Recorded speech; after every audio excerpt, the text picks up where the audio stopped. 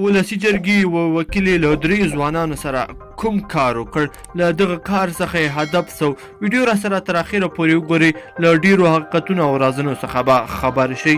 په ولسي جرګه کې د کندهار د خلکو استازي یا وکیله پروین محمدي وایي چې 3 تنه ځوانان یې د لوړو زده کړو ترلاسه کولو لپاره بهرنیو هیوادونو ته واستول. پروین محمدي چې له کندهار څخه ولسي جرګې ته بریالی شوی، په خپله فیسبوک پاڼه په یو پوسټ کې لیکلي چې د زده کړو په برخه کې له 3 ځوانانو سره مرسته کړې ده.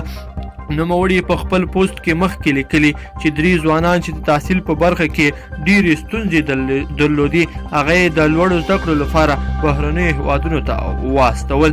نوموړي همدارن په خپل پوسټ کې مخکې لیکلي چې په دغو ځوانانو کې امام الدین جلیلي یې د انجینرۍ لپاره ترکیې ته، عبدالخالد قرباني او ستایش نبیزاده یې د طب په برخه کې د هندوستان هیواد ته لیږلي.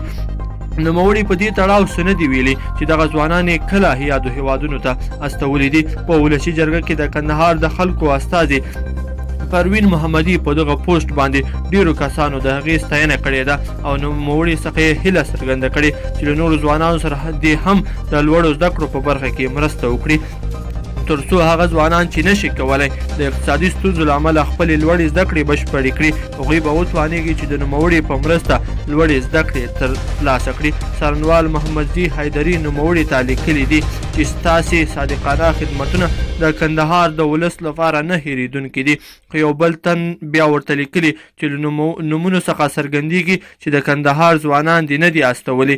هغه ترې هیله کړې ده چې د کندهار ځوانانو سره دې مرسته وکړي، ځکه چې لومړی حق د هغو دی. ګرانو کتونکو او مینوالو، ډیره مننه چې ویډیو مې راسره تر پایه پورې وکتله. کومه ویډیو خوښه شوې وي در سره لایک کړئ او نورو دوستانو سره هم شیر کړئ. مننه.